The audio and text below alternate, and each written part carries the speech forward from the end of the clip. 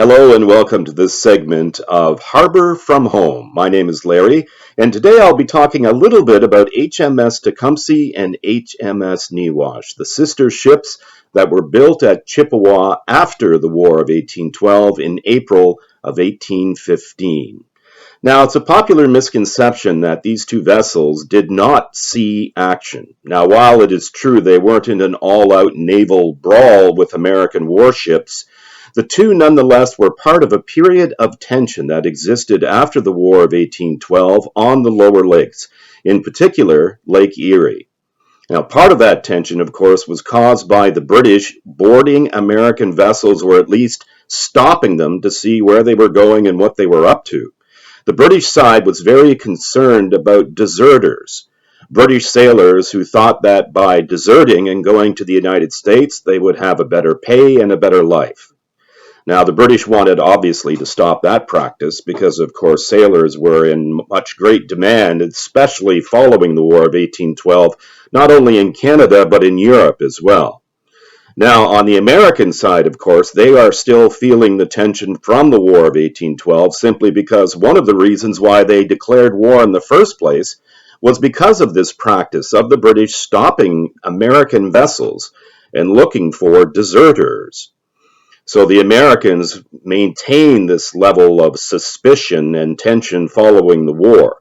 And with the two, of course, being so close geographically on the lower lakes in particular, there were bound to be incidents. Now, on the British side, in September of 1815, the commander of HMS Newash actually took out a musket and fired across the bow of an American vessel, the Mink, in ordering it to stop.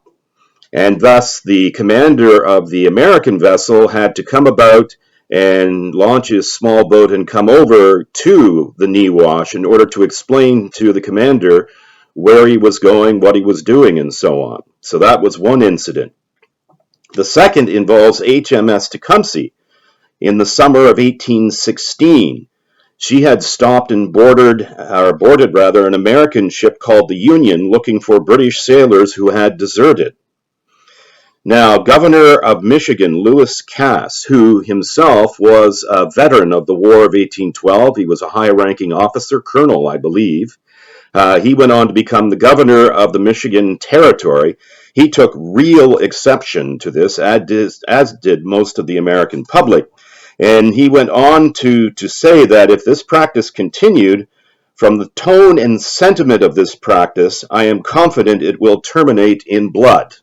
Well, that got everyone's attention, including his own superiors and those back in Britain, and it was decided that the British would stop this practice of stopping American ships and boarding them, looking for deserters or smuggling or any other reason that the Brits could come up with.